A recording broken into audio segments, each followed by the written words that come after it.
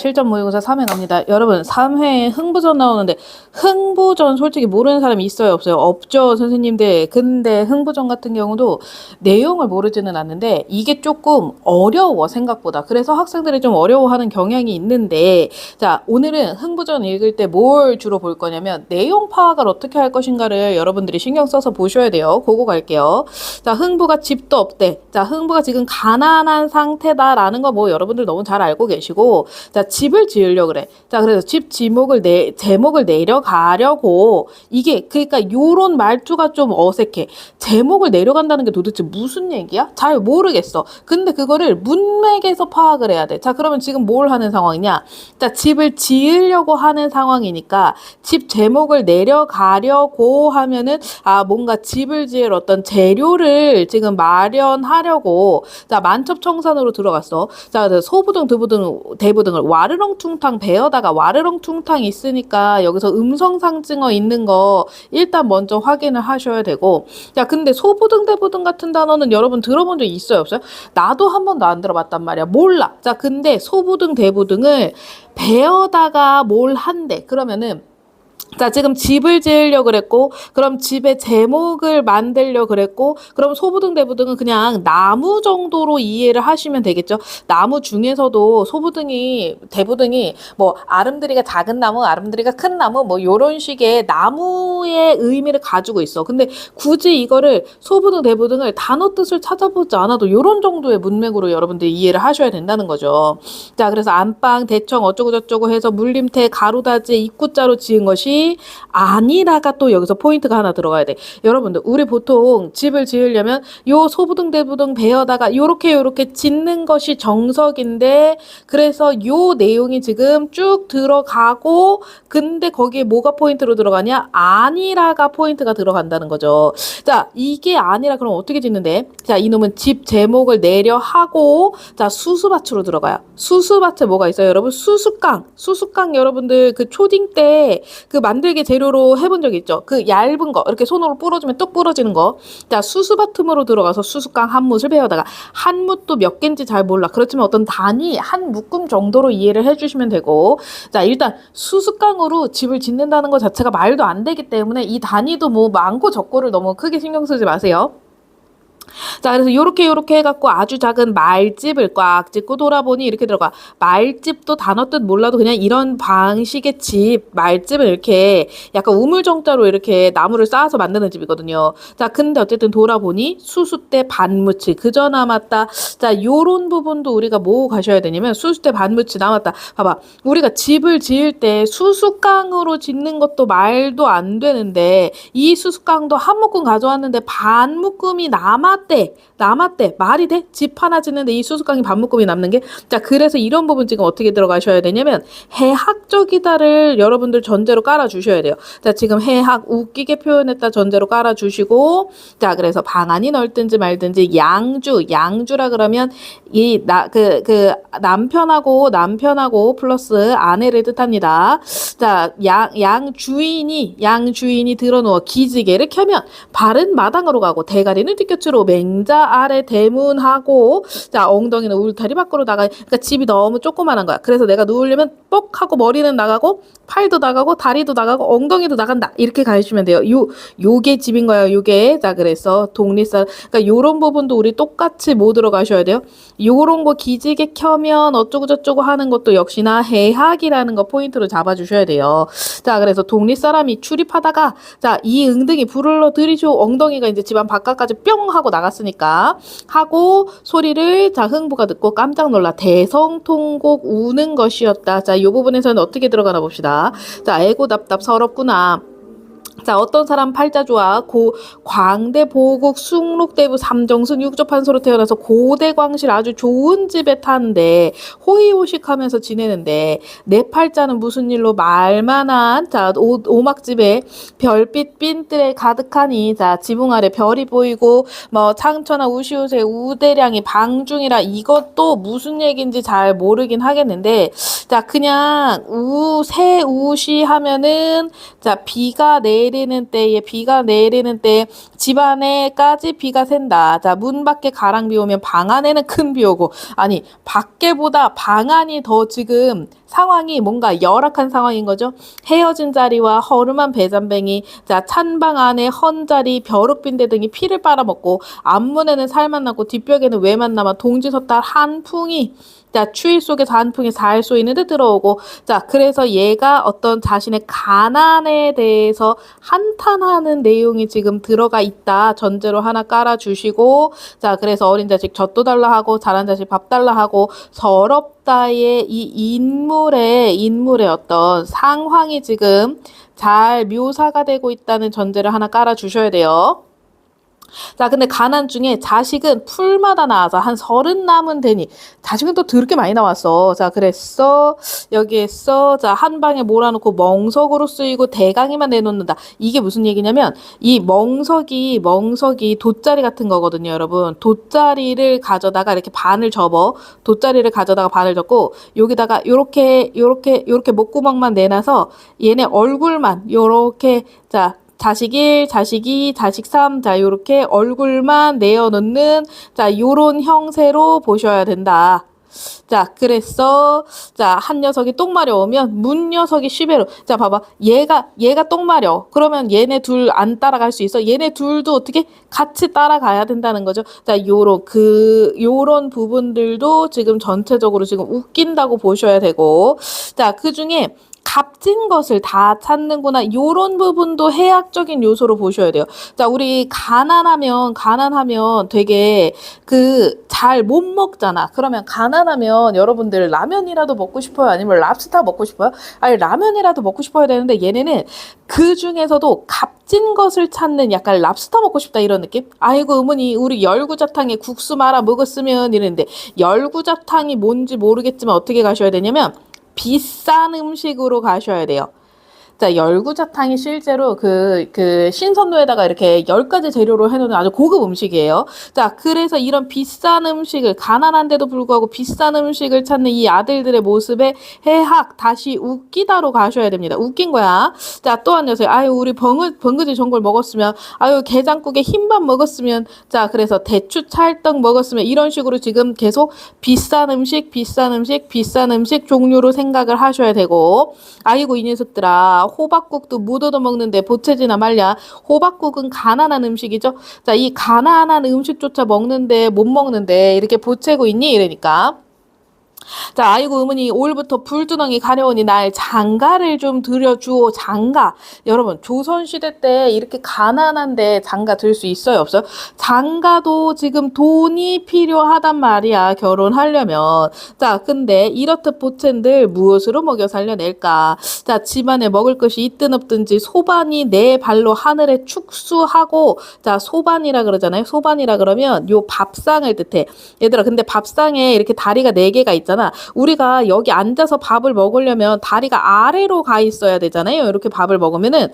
자, 근데 소반이 내 발로 하늘에 축수한다, 빈다 이런 뜻이거든요. 이게 이 상을 쓸 일이 없으니까 맨날 상이 이 다리가 하늘을 향해 있는 거야. 상 맨날 엎어놓는 거야. 밥을 먹을 일이 없으니까. 자, 솥이 목을 메어서 달렸고, 솥은 요렇게 있어야 되잖아요. 여기 있어야 되잖아요. 근데 얘도 이렇게 걸려만 있는 거야, 솥이. 왜냐면 쓸 일이 있어 없어? 쓸 일이 없으니까. 자, 조리가 턱걸이를 하고 밥을 지어 먹으려면 책력을 보아. 책력이라 그러면 달력을 뜻합니다.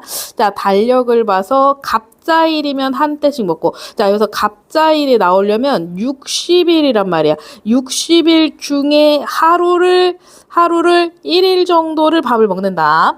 자, 생쥐는 쌀알을 얻으려고 밤낮 보름을 다니다가 달에 가리토시 서서 종기를 침으로 따고 앓는 소리에. 자, 봐봐. 생쥐가 쌀알을 얻으려고, 쌀을 훔치려고 만약에 흥분의 부엌에 가잖아? 그러면 생쥐는 지금 쌀을 훔칠 수가 있다 없다? 쌀 못 훔친다. 쌀이 너무 없어서. 그래서 생쥐에 들어왔던 쥐 같은 경우는 다리에 가리토시 서서 종기를 침으로 따고 하도 하도 많이 돌아다녀서, 왜냐면 쌀이 있으니까 없으니까, 쌀이 없으니까. 자, 그래서 알리소리에 동네 사람들이 잠을 못 자니, 이런 것도 지금 해학이라고 가셔야 돼요. 그러니까 요런 부분 같은 경우는 요런 장면들 묘사할 때 있잖아. 요런 장면들 묘사할 때는 얘들아 그냥 웃기다 웃기다 웃기다. 그 다음에 얘가 표현하려는 맥락과 의도가 뭐냐를 여러분들 가셔야 되고, 자, 그 다음에 요거 하나 포인트 잘 잡아주세요. 어찌하니 서러울 건가. 자, 요런 부분 같은 경우는 여러분들이 처음에 읽으면서 이미 밑줄을 그어 놨었어야 되는 부분이야. 왜냐하면 여기서 뭐가 나온다? 서술자의 개입이 나온다. 자, 서술자가 어찌하니 서러울 것인가라고 말하는 사람은 누구다? 서술자가 이렇게 얘기하는 서술자 개입이다. 자, 서술자가 어찌하니 서러울 건가? 어떻다? 서럽다고 아예 자, 자신의 목소리를 내고 있는 거죠. 자, 그래서 서술자의 설명 하나 들어갑니다. 자, 그 다음에 흥부는 다리를 다친 제비를 치료해주고 박씨를 씹어서 박내통이 열립니다. 자, 그래서 그달 저달 다 지나가고 8, 9월이 따라서 자, 아주 견실하였으니 박이 이제 잘 자랐다라는 의미로 해석하셔야 되죠. 자, 그래서 박 한 통을 따놓고 이 박 한 통은 누가 준 거야? 자, 지금 제비가 날라다 준 박씨로 있는 박 한 통을 따놓고 양주가 이제 켰다. 양주라 그러면 아까 한번 했듯이 주인, 남편과 아내를 뜻하죠. 둘이 이제 이 박을 막 가르고 있는 거죠. 자, 그래서 슬근슬근 톱질이야. 당기야 주소 톱질이야. 자, 북창 한월 성미박의 동자박도 좋다. 당하자 손평만의 세간박도 좋도다. 이거 솔직히 해석을 안 해도 돼요. 왜냐면 우리가 요거 수능에서는 이거 디테일하게 단어도 물어보니 안 물어보니 안 물어보고, 여기서는 뭘 얘기를 하려고 그러냐, 이 톱질을 하기 위한 어떤 박자를 맞추기 위해서 들어간 거고, 요런 내용들 같은 경우는 아마 고사이지 않을까 추측 정도로 얘기를 하고 끝내셔야 됩니다. 하고 툭 타오니, 자, 오운이 일어나면, 오운이라 그러면 오색 플러스 구름을 운자라고 부르죠. 자, 그래서 여기서 오운이 요렇게 오운이 요런 식으로 들어가셔야 됩니다. 자, 오운이 들어가. 그럼 뭔가 어떤 분이야? 신비로운 분위기가 들어가셔야 되고, 자, 청이 동자가 한 쌍씩 나와요. 자, 그래서 박에서 갑자기 애들이 요렇게 둘이 나온 거야. 자, 그래서 저 동자 거동보소 하는 것도 이거 그 서술자 개입처럼 보실 수 있어요. 자, 만일 복례에서 학을 부르던 복례라 그러면 어떤 곳이냐면 복례산이 있어요. 자, 그 신선들이 사는 공간으로 이해를 해 주셔야 됩니다. 자, 학을 부르던 동자가 아니면, 자, 틀림없이 천태, 제약 동자라. 자, 이거는 하늘에서 이제 그 약을 하는 동자라. 자, 그래서 왼손엔 유리반, 오른손엔 대모반을 눈 위에 놓고 재배하고, 자, 인사를 한다. 요렇게 잡으셔야 되고, 자, 하는 말이, 자, 얘네 둘이 뭔가 어쨌든 지금 뭐만 가셔야 되냐면 복례에 학을 부르던 동자가 아니면 틀림없이 천태체약동이라 이렇게 얘기를 하는데, 이런 부분 같은 경우는 얘네가 그 뭔가 신비한 분위기를 가지고 있어서 복례산에 이 신선들이 사는 공간에서 약을 캐는 동자들이 어떤 것 같대. 자, 근데 얘네들이 이제 재배하고 다시 인사를 하고 하는 말이, 자, 천은병에 넣은 것은 죽은 사람 살려내는 환혼주도 있고, 자, 개안주도 있고, 개연초도 있고, 불사약도 있고, 자, 요런 거 같은 경우는요, 불로초도 있고 얘들아 가는데, 요런 단락 읽을 때 있잖아. 요런 단락 같은 경우는 계속 내용이 반복이 되잖아. 그러면 일단 얘 읽고 이렇게 읽어도 상관이 없어. 그러니까 얘를 하나하나 다 세밀하게 읽으려고 하지 마시고 이 맥락을 좀 잡으시라는 거죠. 자, 그래서 어쨌든 다 어떻다?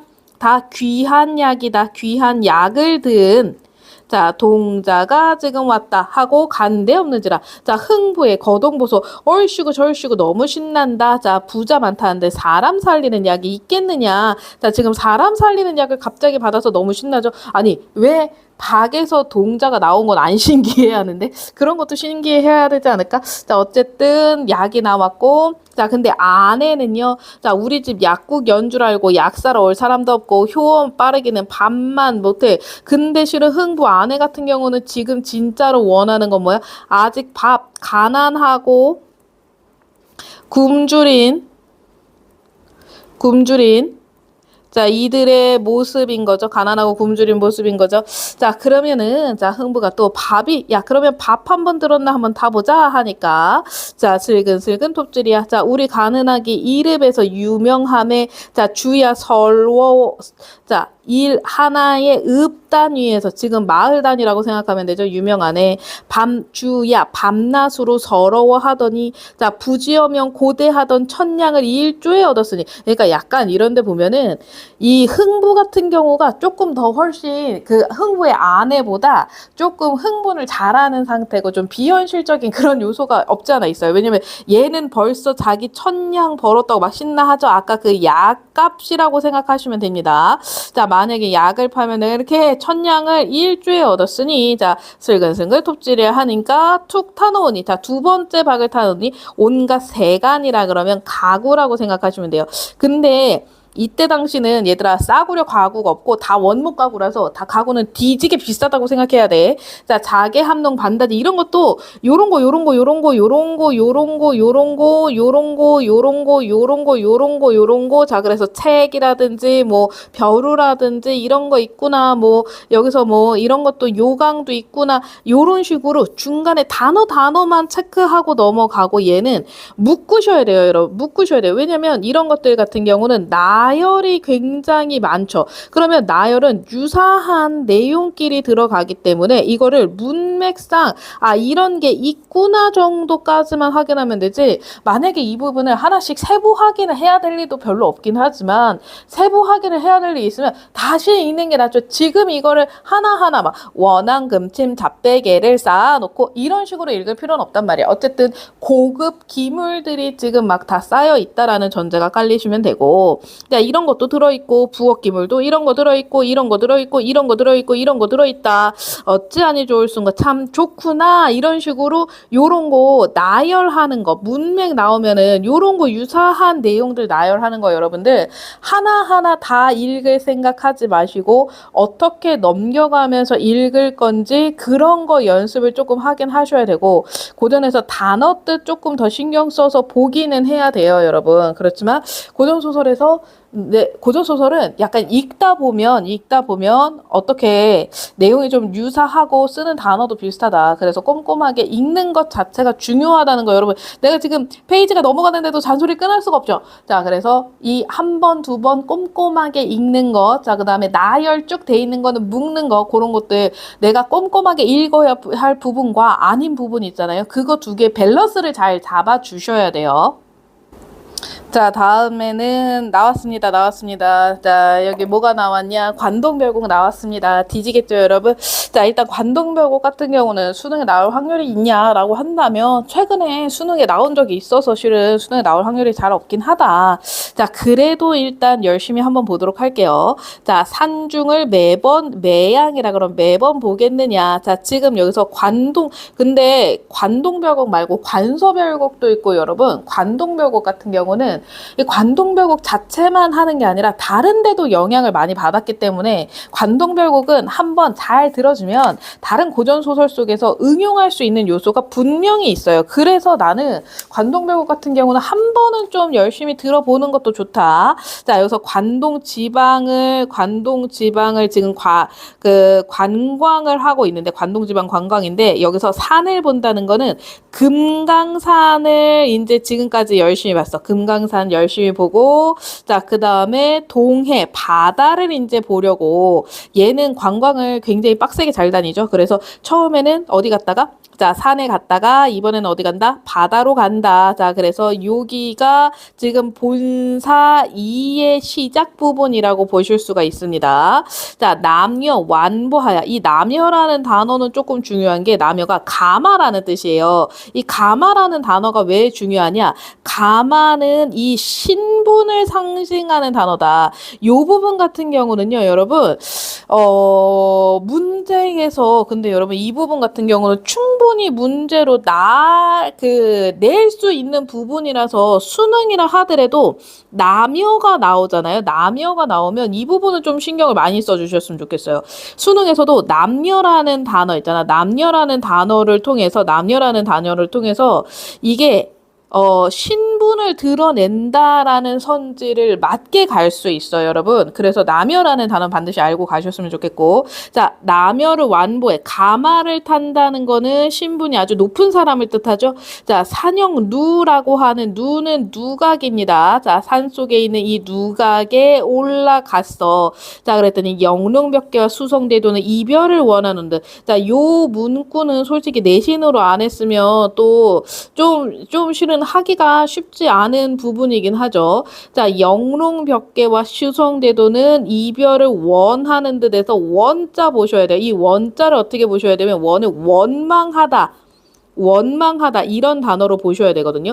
영롱벽계가 수성대도는 자 여기서 이 영롱벽계가 시냇물과 자 온갖 소리로 우는 새가 자 이별이라 그러면 이별이라 그러셔야 돼요. 두음법칙으로 이별을 원망하는데 그럼 지금 어떤 상황이냐? 자 지금 얘가 산에 갔어. 산에 갔다가 어디로 갈 거야? 자 바다로 갈 거야. 자 그러면 이 산에 있는 영롱벽계와 이 시냇물들과 새가 산에 있는 게 자 이 정철이 바다로 이동하니까 자 정철이 좋아 싫어 얘네들은 정철 너무 좋아. 자 근데 얘가 바다로 간다니까 삐져서 이별을 지금 원망하는 듯한 상태다. 자, 지금 산을 떠나는 이 마음을 이런 식으로 표현을 하고 있는데 근데 솔직히 영롱벽계하고 수성대도가 진짜 이별을 원망하겠니? 아니야. 실은 이거는 어떻게 들어가셔야 되냐면 얘를 감정이입으로 정리를 해 주셔야 된다. 자, 지금 감정이입 포인트 잘 잡으셔야 돼요. 자, 이 정철이 지금 이 시냇물과 얘는 자연이 그냥 너무 좋은 거야. 그래서 이 시냇물과 새들과 떨어지고 싶지 않은 것은 누구다? 떨어지고 싶지 않은 것은 정철인 거야. 자, 근데 자신의 감정을 내가 이렇다고 표현하지 않고 누가 이렇다? 자, 이 영롱벽계하고 수성대도가 나와의 이별을 원망하는 듯하다라는 식으로 얘네들한테 자신의 감정을 넣어버렸죠. 이 시냇물과 새한테. 자, 그래서 이거를 감정이입이라고 부른다. 완전 포인트 잘 잡아주셔야 되고 감정이입 같은 경우는 충분히 나올 수가 있어요. 자, 그래서 전기를 떨치니 전기는 깃발입니다. 이 깃발을 떨치는 것도 이 지금 굉장히 화려한 차림새라고 보셔야 돼요. 화려한 행차의 모습이야. 자, 만약에 자, 내가 관찰사면은 길을 갈 때 그냥 가는 게 아니고 자, 이민숙 나가신다 삘리리 막 이러면서 개지랄을 떨면서 갈 건데 그 깃발이 아주 화려하게 막 깃발을 요렇게 들고서는 자, 이민숙님 나가신다 이렇게 써서 깃발을 막 들고 가는 화려한 행차를 여러분들 연상을 하셔야 되고 거기에 정철은 막 사람들이 드는 가마에 앉아서 에헴 하고 나간다는 뜻입니다. 자, 5색이 넘노는 듯 비유적인 표현 쓴 거 확인하셔야 되고요. 고각도 피리야, 피리. 자, 이 피리를 섣분이 자, 해운, 바다, 구름이 다 거치는 듯 비유적인 표현 나오고 자, 얘네 지금 요 구절하고 두 개 묶으면은 자 여기서 뭐 들어가셔야 돼요? 자 대구 들어가는 거 대구 뭐 너무 많죠. 여기서는 대구 다시 한번 확인해 주셔야 되고 자 여기서 명사라 그러면 모래 깨끗한 모래끌 니근은 익숙한 말 따그닥따그닥 말이 자 취선을 빚기 싫어 이렇게 들어갑니다. 취선이라 그러면 뭘 취선이라 그러냐면 자, 여기서 취선은 자, 취한 신선입니다. 굉장히 풍류가 있죠. 자, 그러니까 말이 이렇게 새처럼 그리긴 했지만 말로 봐주세요. 자, 말이 이렇게 따그닥따그닥 가는데 따그닥따그닥 갈 때 말이 따그닥따그닥 갈 때 정철을 이렇게 태우고 가는 거야. 그러면 이 정철 자기 자신을 얘는 뭐라고 표현하는 거야? 취한 신선이다. 나는 신선이다.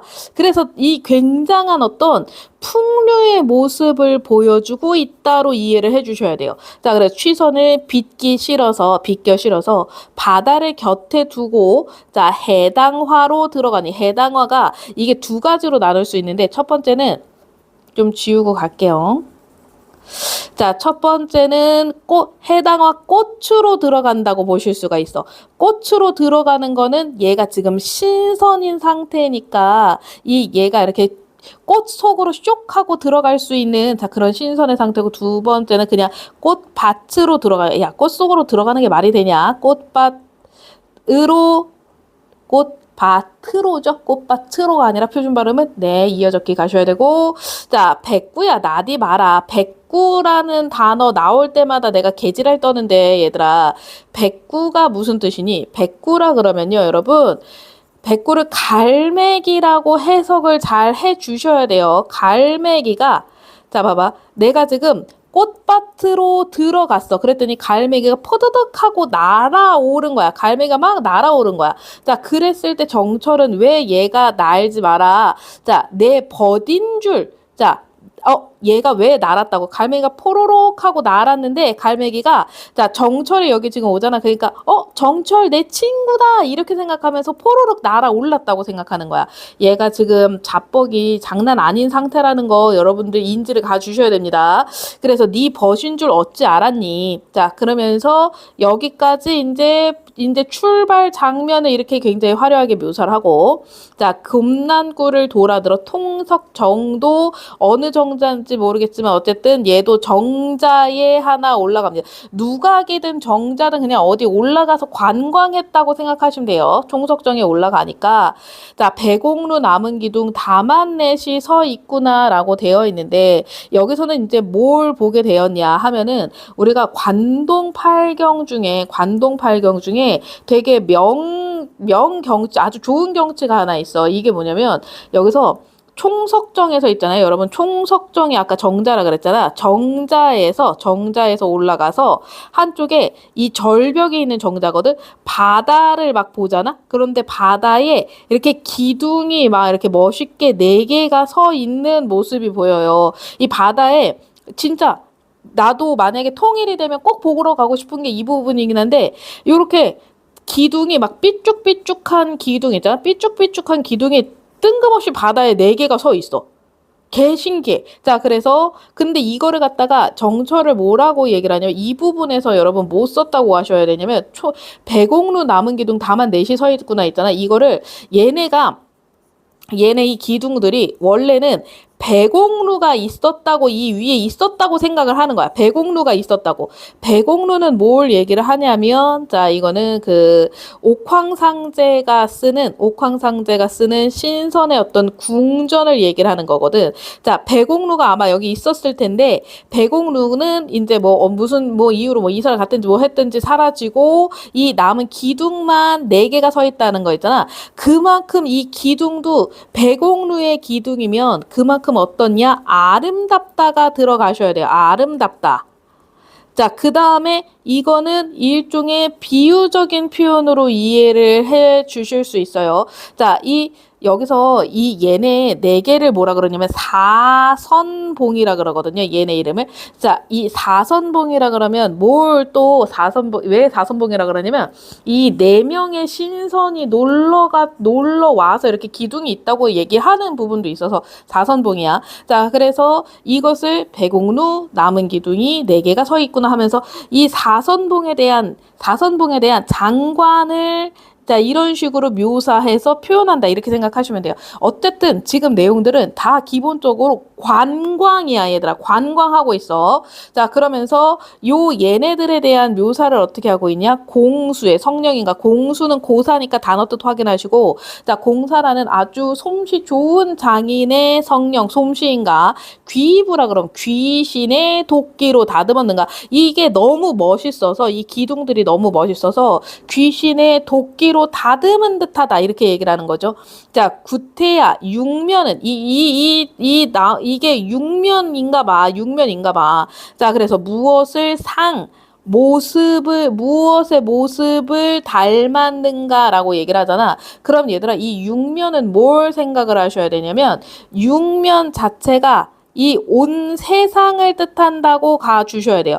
우리 세상이, 그래서 이 육면, 이 사선봉의 기둥의 모습 있잖아. 이 사선봉의 기둥의 모습이 이 육면을 닮았다고 가셔야 되고 이 자체가 온 세상을 이 안에 담고 있다라고 의미를 가주셔야 됩니다. 자, 그래서 여기까지 자르면 여기까지 다시 자르면 네, 사선봉 구경했다. A 부분 있잖아. A 부분 전체가 사선봉 구경한 부분이라고 가셔야 됩니다.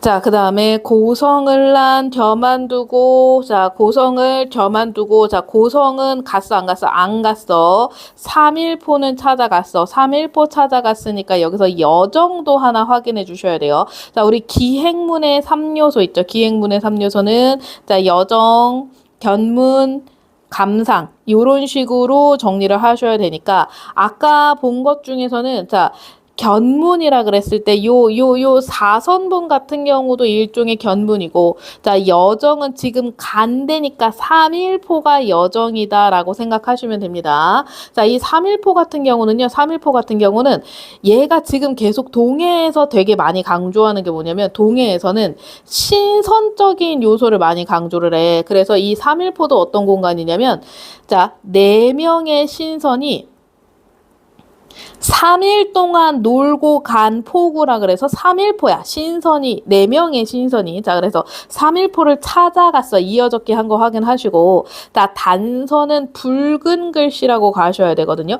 자 붉은 글씨라고 했을 때 붉은 글씨라고 했을 때 누가 쓴 거냐? 이 4명의 신선들이 쓴 붉은 글씨는 완연하되 분명한데 자 사선 4명의 신선들은 어디 가니? 자 4명의 신선들 지금 보인다 보이지 않는다? 보이지 않는다. 자, 얘 사흘 머문 후에 야, 걔 그지같이 너네 사흘이라 그러면 뭐야? 사흘이라 그러면 3일 얘들아 사흘하고 나흘하고 제발 이런 거 좀 잘 알아주세요. 자, 3일 머문 후에 그래서 3일포야. 사흘 동안 머물렀으니까 또 어디 가서 머물렀는가? 자, 선유담에 갔니? 영랑호에 갔니? 거기 갔니? 자, 청간경, 만경대 몇 곳에 앉았니? 이러면서 얘네들에 대해서 굉장히 궁금해하고 있잖아. 이 궁금해하는 이유는 뭐냐면 정철은 자기도 신선이 되고 싶어해. 그래서 이 4명의 신선에 대한 어떤 동경을 가지고 있다는 거를 확인을 해 주셔야 돼요. 그래서 이게 여기 어디 갔니? 여기 앉았니? 이런 식으로 계속 물어보고 궁금해하는 것은 이게 너무 궁금해서 4명의 신선이 너무 궁금해서 이렇게 물어보고 있다. 이렇게 가셔야 됩니다. 자, 그래서 천근이라 그러면 하늘의 뿌리라고 생각하시면 되는데 하늘의 근본을 못 내보아. 자, 그 다음에 망향정에 올랐더니 망향정도 여전히 지금 또 정자에 올라간 거죠. 자, 근데 바다 밖은 하늘이니 하늘 밖은 무엇인가 라는 굉장히 약간 호연지기 스타일의 대화를 하고요. 자, 가뜩 노한 고래 뉘라서 놀랐건데 야 솔직히 근데 나는 이 고래가 나오면 고래가 이 디귿으로 지금 밑줄 그어져 있잖아요. 고래가 이 디귿으로 밑줄 그어져 있는 게 개시양 양아치 같은 느낌이 좀 들어요. 아니 수능에서 이 부분을 내려면은 우리가 어떻게 내야 되냐면 보기가 들어간 채로 내야 돼. 보기가 들어간 채로 내야 되는데 자 지금 이 기역 니은 디귿에서 자 여기서 지금 자 관찰한 동물의 역동적인 움직임을 무사히 헌증을 이 개 씹새끼들 자 그래서 요 부분을 우리가 여러분 문제를 이미 푸셨죠? 문제를 풀고 나서 지금 이거 보시는 거죠? 그랬을 때 요 부분은 세모해 놔야 될 것 같아 내 생각에. 예, 근데 이거를 내 생각에 맞다고 하실 수가 있고 다른 거를 그러니까 얘를 맞다고 세모를 만약에 못했어. 세모를 못했으면 맞다고 해야 되잖아. 맞다고 하고 선생님이 항상 선지를 다 읽으라는 게 그거야. 선지를 무조건 다 읽으라는 게 얘네들을 있잖아. 얘네들을 볼 때 다른 것도 같이 봐야 돼. 다른 것도 맞는 게 있으면 둘 중에 하나 고민을 하셔야 되거든요. 야, 근데 여기서 솔직히 말하면 이게 관찰한 동물의 역동적인 움직임 이거는 배운 사람만 할 수 있어서 조금 마음에 들지는 않습니다. 기본적으로. 자, 그래서 다시 가보면 자, 여기서 이 가뜩이나 노한 고래 이거는 뭐에 대한 묘사냐면 파도에 대한 묘사다로 가셔야 돼요. 자, 그래서 파도에 대한 묘사고 불거니 뿜거니 해서 여기서는 자, 이 파도의 묘사다. 요런 식으로 가셔야 됩니다. 그거 전제로 하나 깔아주시고요. 자, 그래서 은산을 꺾어내요. 육합에 내리는데, 자, 이것도 지금 비유적인 표현 들어간 거 보이시죠? 비유적인 표현은 어떻게 들어가냐면, 왜 우리 은으로 된 산이 있어. 은산이 있어. 자, 이거를 꺾어낸다는 거 긁어내. 그러면 은가루가 나온다라고 생각하셔야 되거든요. 자, 그거를 육합이라 그러 아까 육면이라 그랬을 때는 육이 온 세상을 뜻하는 거죠.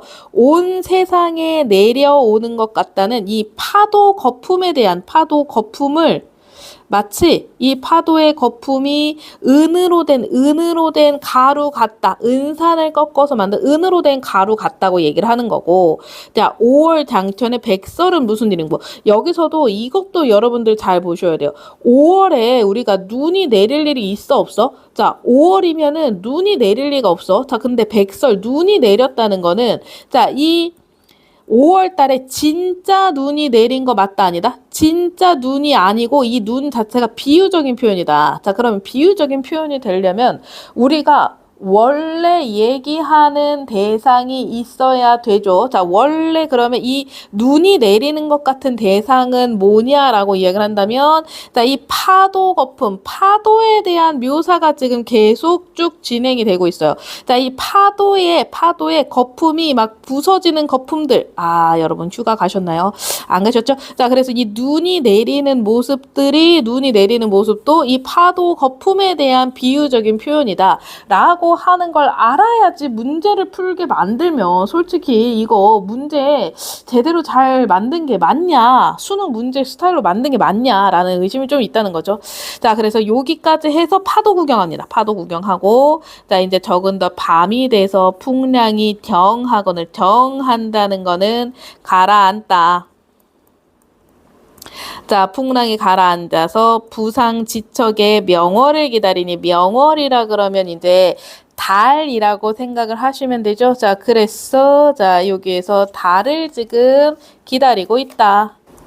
자, 지척이라 그러면 가까운 거리에서 달을 기다리는데, 자, 여기서 달 기다릴 때 요거 보셔야 돼요.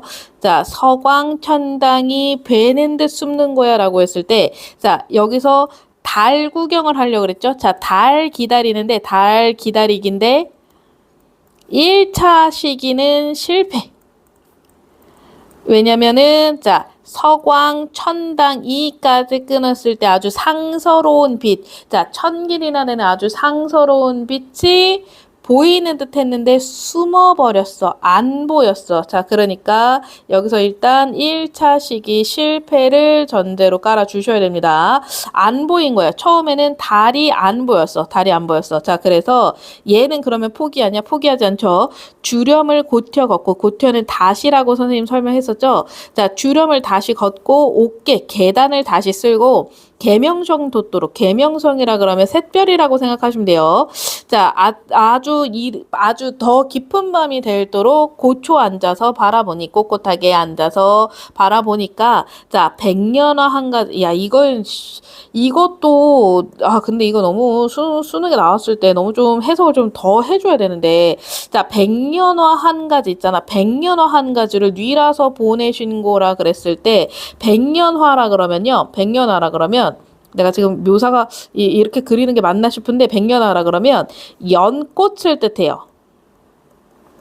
자, 연꽃 한 송이가 이 흰 연꽃을 뜻하는데, 자, 여기서 지금 얘가 뭘 기다리고 있어서 달을 기다리고 있어서 달을 기다리고 있는데 지금 뭐가 보이는데 백년화 흰 연꽃이 보이죠. 자, 이 흰 연꽃 자체 이퀄 달의 모습을 비유적으로 표현한 거다를 내가 이거 안 배우면 어떻게 하냐고.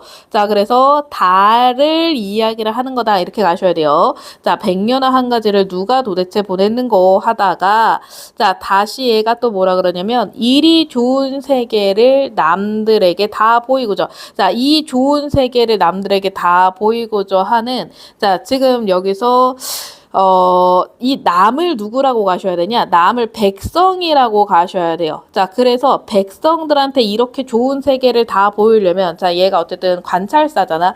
관찰사라는 어떤 사대부, 그 다음에 위정자, 벼슬을 하고, 그 다음에 백성을 다스리는 입장에서는 백성에게 뭘 하려고 한다?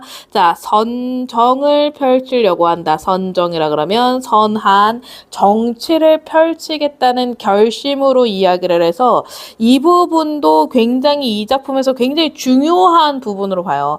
자, 이렇게 좋은 세계를 우리 백성들에게도 다 보여주고 싶구나라고 생각할 만큼 어떤 선정을 지금 자기가 펼치겠다. 선한 정치를 펼쳐서 백성들도 안심을 시키겠다라는 어떤 의지를 보여준다. 선정의 의지를 보여준다. 이렇게 얘기를 하실 수가 있습니다.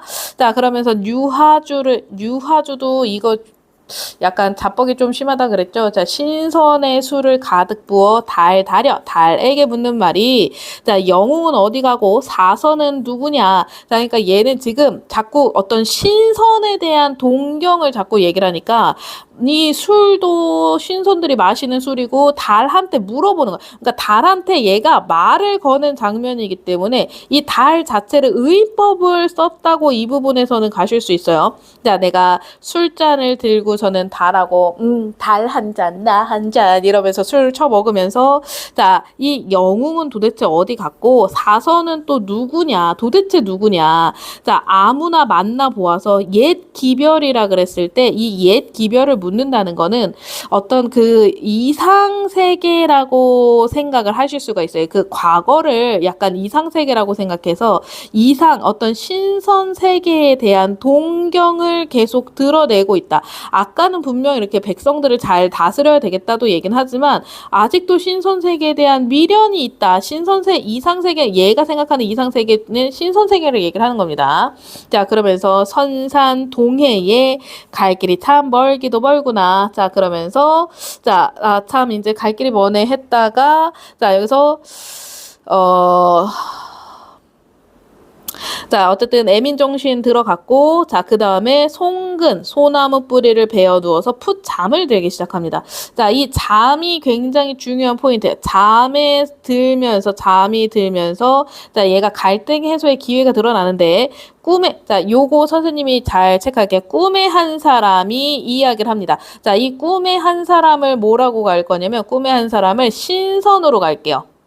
자, 얘를 신선으로 가고, 자, 그 다음에 날다려에서 나 같은 경우는 정철로 선생님이 체크를 할게요. 자, 그래서, 자, 이 나에게 이르는 말이, 자, 그대를 내 모르랴. 지금 요 부분 있잖아. 자, 요 부분 같은 경우, 요거 세 줄 같은 경우는 신선의 대사라고 생각을 하셔야 돼요.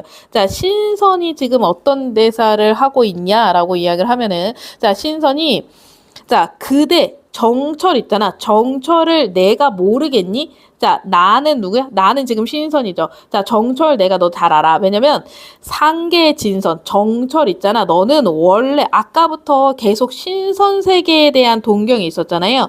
얘가 원래는 어떤 친구냐면 원래는 신선 세계에 얘도 신선이었다는 거야. 자, 근데 황경경 일자를 어디 그릇 읽어두고, 이거는 약간 아주 사소한 잘못이잖아. 근데 신선 세계 같은 경우 완벽하기 때문에 이런 사소한 잘못을 해서 인간 세상에 내려오게 되었다. 왜 우리 적각 모티프라고 고전 소설에서 많이 봤던 모티프 있죠? 그 모티프를 여기서도 쓰고 있는 걸로 보셔야 되고, 우리라 그러면 여기서 누구라고 가셔야 돼요? 우리라 그러면 신선이라고 얘기를 하셔야 돼요. 자, 지금 우리를 이렇게 신선을 따르고 있다. 신선을 따르고 있다. 우리를 따르고 있다. 누가? 정철이. 그래서 정철도 원래는 신선이었다라는 것을 자기가 이렇게 얘기를 하고 있죠. 자, 그러니까 적은 덕까지 말고 이 술 한 잔 먹어보가, 이거는 근데 정철 대사라고 볼 수도 있고, 그 다음에 뭐 아니면은 신선 대사로 보기도 하고 한데, 여기서는 지금 디테일 있게는 안 나왔고요. 자, 그래서 북두성 기울여. 북두성은요, 하늘에 있는 북두칠성 별이거든요. 근데 이게 뭐처럼 생겼냐면, 이렇게 연결을 해보니까 국자처럼 생겨서, 요 북두칠성을 기울여서 장해수는 바다. 자, 이 국자로 바다에 있는 수를, 바다 자체를 이퀄 술이라고 봐서 바다를 부어내어서 굉장히 지금 아주 신선다운 스케일을 막 보여주고 있는 거죠. 자, 저 먹고, 날 먹어늘 이렇게 들어가죠. 자, 여기서 저 먹고에서 저를 신선으로 가시고 날 먹어늘 해서 날 정철로 다시 한번 가셔야 되고, 자, 서너 잔 술을 뒤지게 쳐 먹으니까, 자, 화풍이 습습하야 낭익을 축혀드니. 자, 우리 술을 이빠이 먹으면 어떻게 돼요? 네, 우리 잘 아는 친구들 있죠? 자, 어떻게? 막 바람이 막 이렇게 불어서 어떻게? 하늘을 날아갈 것 같아. 자, 술에 취해서 이제 드디어 미친 거죠. 자, 그래서 구말린 탕공에 적이면 날아갈 것 같아 이러고 있는 거죠. 자, 그래서 요 부분도 또 포인트야. 이술 가져다가 사해에 고로 놓아서, 자, 이 술을 가져다가 사해, 내 바다에 고로 놓는다는 것은 이것도 어떻게 보자면 온 세상으로 해석을 해 주셔야 돼요. 자, 온 세상에 고로 놓아서, 자, 억만창생 다 취하게 만들어. 억만창생을 다 취하게 만든다는 건 내가 어떻게 하겠냐? 이 억만창생이라 그러면 여전히 백성을 뜻한다. 이렇게 잡아 주셔야 돼요. 자, 백성을 다 취하게 만들어 버린대. 백성을 다 취하게 만들어 버린다는 건 이것도 선정을 펼치겠다, 선한 정치를 펼치겠다는 포부고, 얘가 지금 갈등 중이었어. 뭐 때문에 갈등 중이었냐면, 자, 자신의 어떤 그 흥취와 자, 자신의 어떤 임무, 백성을 잘 다스려야 되는 임무와 어떤 자연의 흥취 중에 둘 중에 하나를 고민했었는데, 이 중에 얘는 결국에 뭘 선택했다고 봐야 되냐면, 자, 일단 임무 먼저 하겠다. 자연도 하긴 하겠는데 임무를 먼저 하겠다. 자, 그래서 백성을 다, 억만창생을 다 취하게 만들겠대. 이걸 먼저 하겠다고 했으니까 결국엔 뭘 선택한 거냐? 자, 선공후사를 우리 정리를 해 주셔야 돼요. 선공후사가 뭐냐?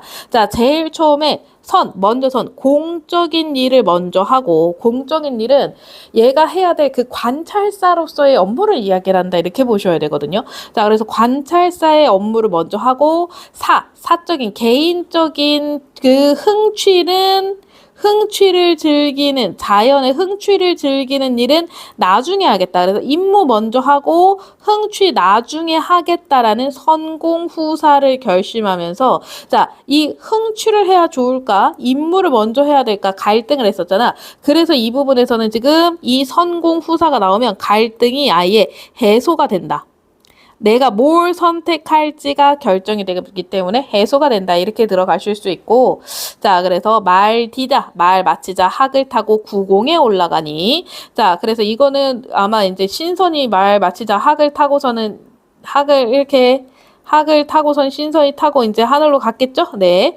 자, 그래서 어제론가 그제론가 옥소 소리, 공중에 막 옥피리 소리가 어제인가 그제인가 이러면서 이게 강몽이 들어갑니다. 잠이 깨니까 왜 우리 뭐지 지금 몇 시지 막 이런 느낌 있잖아. 그런 술 처먹고 잠 깨면 이런 느낌 있죠.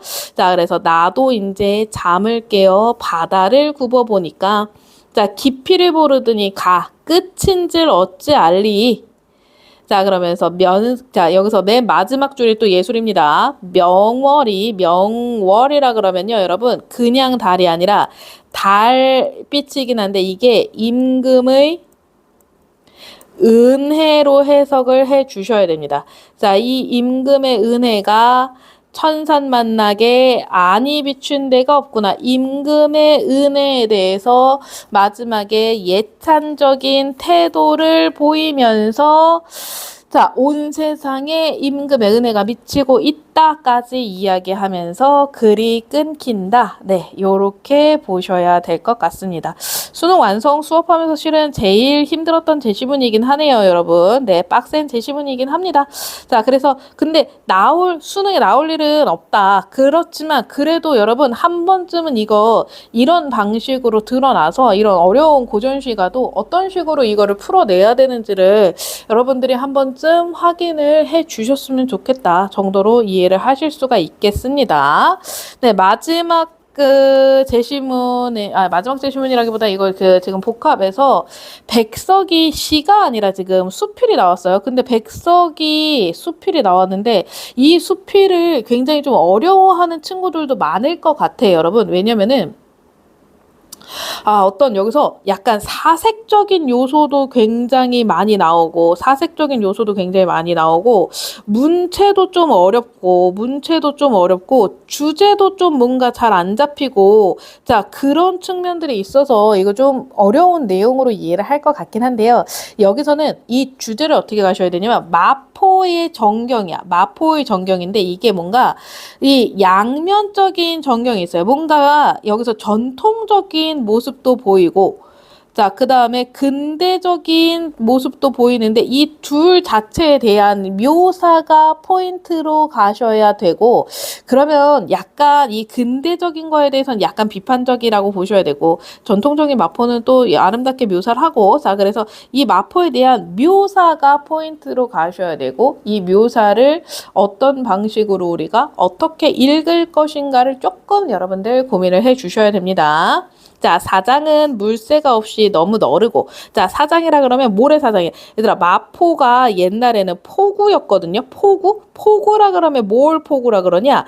배가 드나드는 공간이야. 자, 그러니까 마포 같은 경우도 지금이야 다 도로밖에 없지만 옛날에는 그 강이 있잖아. 강이 있으면 배가 강 위에 떠 있고, 화자가 이 마포의 배가 드나드는 배도 있고, 여기서는 막 이제 뗏목도 있고 하니까, 자, 이 배가 드나드는 모습, 뗏목이 드나드는 모습을 보고 있다고 생각하시면 돼요. 자, 근데 새가 잘 안 보이나 봐. 새가 지금 없대. 자, 물새가 없고, 자, 너무 넓고, 자, 그 건너 포플러의 행렬은, 자, 여기서 포플러의 행렬이라 그러면 강이잖아. 이쪽에 있는 포플러 나무들을 보셔야 되거든요. 이 나무들이 이렇게 쭉 다 펼쳐져 있나 봐. 자, 이 나무들의 행렬이, 자, 개포의 돛대들보다 더 위험이 있다. 자, 오래 머물지 못하는 돛대들이 쫓겨 달아나듯이 하구를 미끄러져 도망해버린다. 자, 이거 굉장히 필체가 유려하다고 볼 수가 있어요. 우리가 굉장히 아주 매끄럽고 화려한 그런 모습들인 거죠. 자, 이 배들 있잖아. 배들이 오래 머물지 못하는 돛대들이 쫓겨 달아나듯이 미끄러져 도망해버린다. 이거 배에 대한 묘사거든요. 배가 지금 오래 머무는 게 아니라 잠깐씩 머무는 그 포구다 보니까 왔다 갔다 하는 그 배들의 모습을 잘 보여주고 있고, 자, 나무 없는 건너산들은 키가 돛대보다 낮다. 자, 그냥 건너에 있는 산들의 모습인데 산이 그렇게 높지 않은 산들이 있다고 생각을 하셔야 되나 봐요. 자, 그래서 피부빛은 사공들의 잔등보다 붉다. 자, 요런 거는 조금 우리가 신경 써서 봐주셔야 돼요. 이 피부빛 있잖아. 이 피부빛이 어떤 대상의 피부빛을 이야기를 하는 걸까를 고민을 해보면은 건너산들의 피부빛인 거야. 자, 지금 뭐에 대해서 묘사를 하고 있냐? 건너산에 대해서 묘사를 하고 있는데, 자, 얘가 피부빛이 사공들의 잔등보다 붉다는 거는 우리가 어떤 식으로 생각을 하셔야 되냐? 산이 지금 붉다를 우리가 긍정으로 보셔야 되냐, 부정으로 보셔야 되냐? 이거 부정으로 보셔야 돼요. 왜냐면 이 지금 가을이라고 우리가 이 붉다라고 묘사를 하는 게 아니라 민둥산이라 그러면, 자, 지금 막 뭔가 이제 개발이 시작되는 시점 있잖아. 개발이 시작되는 시점에서는 이 나무들을 다 베어버린 거야. 얘네들이 나무를 다 베어서 나무를 없애버린 상태라서 얘네가 지금 민둥산이 된 모습이야. 그래서 이 건너산들을 보면서 얘가 지금 뭘 느껴야 되냐? 안타까움을 느끼셔야 돼요. 사공들의 잔등보다 붉다. 그래서 얘네들이 뭔가 지금 이 아까 선생님이 그 마포의 모습을 두 가지로 묘사를 한다고 말씀드렸잖아요. 전통적인 모습도 있고 근대적인 모습. 근데 앞에서는 약간 전통적인 거 살짝 묘사하다가 이 부분에서 근대적인 모습을 묘사를 하는데 이 부분이 약간 긍정으로 묘사가 되니 부정으로 묘사가 되니 부정으로 묘사가 돼서 좀 안타깝다 정도로 이해를 해 주셔야 됩니다. 자, 그래서 자, 물속으로 들어간 닻이 자, 얼마나 오래 있나 보자고. 자, 산들은 물 위에서 바라보고 있는 듯하다. 산들에 대한 의인법도 가 주셔야 돼. 산이 이 배들의 닻이 얼마나 오래 가 있나 그거를 보는 것, 구경하고 있는 것 같다. 산들이 이렇게 구경하고 있는 것 같다. 자, 그러면서 개포에는 낫닭이 운다. 자, 깃을 하는 물결 소리가 이 개포의 기슭을 핥아오는 물결 소리는 이 강물의 어떤 파도 정도로 묘사를 하시면 되겠죠. 이런 거 너무 좀 이것도 의인법이 사용이 되고 굉장히 또 유려한 표현들이라서 얘도 의인법 일단 먼저 확인해 주시고요. 자, 닭의 소리보다 낮게 들린다. 자, 저 철교 아래 사는 모터포트. 모터포트는 또 아까 얘기한 것 중에 또 근대적인 모습 중에 하나라고 보셔야 되지 않을까 싶고요. 자, 돈 많은 집 서방님 같이 은혜색 양복을 잡수고 호기 뻗친 노라리 걸음으로 내려오곤 한다도 묘사인데 여기서도 여전히 지금 의인법도 잘 쓰고 있죠. 모터포터가 막 이렇게 걸음으로 내려온다 그랬으니까.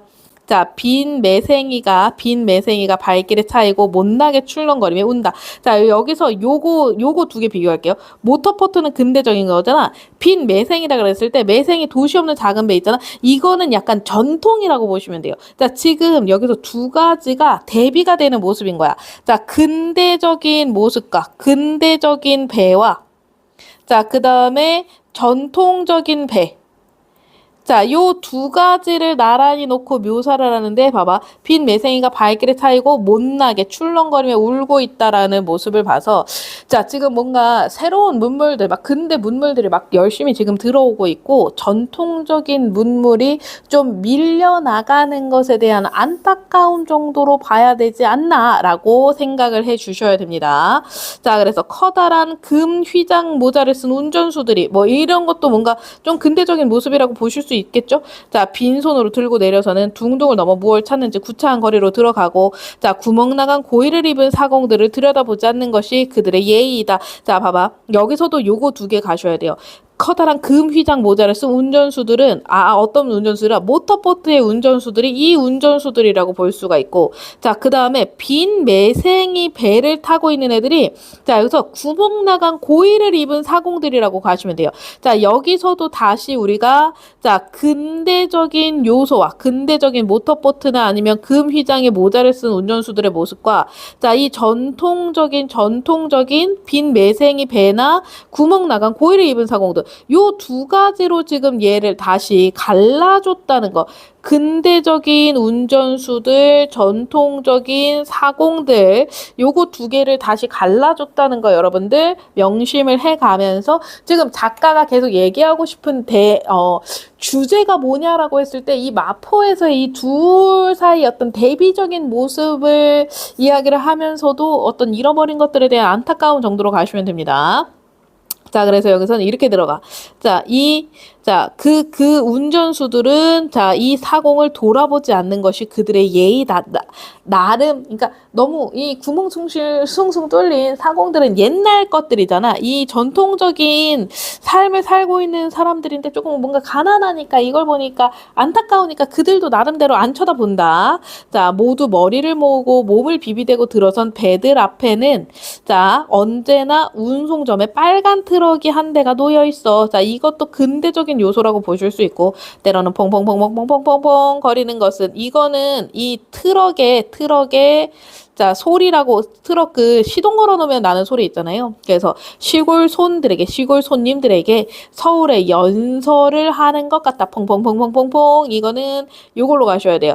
자, 이 퐁퐁퐁퐁은 서울의 연설이라는 게 빨간 트럭의 소리를 이야기를 하는 거다로 포인트 잡으시면 되고 빨간 트럭이 퐁퐁퐁퐁 연설을 하는지도 모른다. 이것도 역시나 의인법에 의한 묘사가 진행이 되죠. 그러면서도 청각적인 심상도 굉장히 많이 쓰고 뭐 시각적인 심상도 여러 가지로 많이 쓰고 요런 것들 다 많이 섞어서 쓴다는 거 포인트 잡아주셔야 되고 자 그다음에 여의도에 비행기가 뜨는 날 자 먼 시골 고장에 배가 들어서는 때가 있다. 자 돛대 꼭두마리에 팔랑개비를 바라보던 버릇으로 뱃사람들은 비행기를 쳐다봐. 이 뱃사람들 같은 경우는 시골 사람들이겠죠. 자 그리고 돛대의 흰 깃발이 말하듯이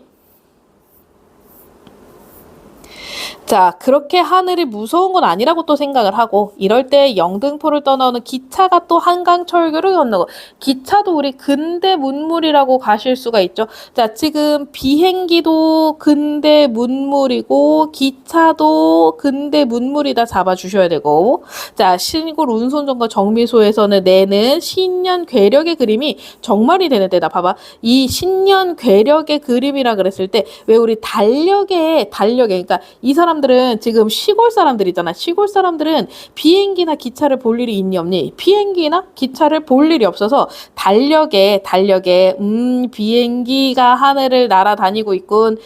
기차가 칙칙폭폭 뭘 달리고 있군. 이런 식으로 그 그림에서 달력 그림에서 보던 것을 내가 정말이 되는 때다. 실제로 구경하게 되었구나라는 의미로 해석을 하시면 돼요.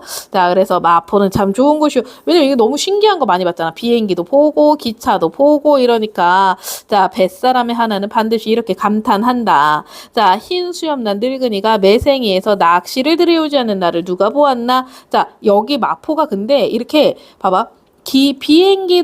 비행기도 있고 기차도 있단 말이야. 자, 이런 근대적인 요소도 있는 공간이지만 자, 요런 부분에 있어서는 수염난 늙은이가 매생이에서 낚시를 들인다는 것은 아까 매생이라 그랬을 때 배라 그랬잖아. 이 배는 약간 전통적인 배였단 말이야. 자, 그래서 늙은이가 낚시를 들이우는 건 전통적인 모습이다까지 포인트를 잡아주셔야 돼요. 그래서 여기서 두 가지 포인트 선생님 계속 잡으라 그랬잖아. 이 근대적인 모습과 그 다음에 어떤 전통적인 모습 이 두 가지를 여러분들이 끊임없이 확인을 해 주시면서 이 둘의 묘사, 대비 이런 요소들이 지금 이 내용에서 묘사를 하고 있다는 거 그런 거 하나 포인트로 계속 잡아주셔야 되고 자, 요단강의 영지가 물 위에 차 있을 곳한 곳이다. 영지 단어 뜻을 한번 확인을 해 보세요. 자, 그래서 요거는 그냥 요단강이라 그러면 우리 그냥 신화에 나오는 뭐 그런 정도로 이해를 해주시면 되고 자 강상에 흐느끼는 나무배를 보면 비파행의 끓는 노래가 들리지 않나 할 곳이다. 비파행도 그 칠원고시니까 옛날 노래잖아요. 그래서 요런 모습들도 전통적인 모습들하고 같이 연결을 해주세요. 자 그래서 얘도 일단 전통적인 모습들도 있다. 그러니까 둘 중에 자, 지금 여기서 마포의 모습은 계속 여러분들이 잘 보셔야 돼요. 전통적인 거랑 근대적인 것 중에 둘 중에 하나만 있는 게 아니라 얘도 있고 얘도 있다고. 둘 다 지금 공존하고 있는 모습을 백석이 굉장히 유려하게 지금 묘사를 잘했다.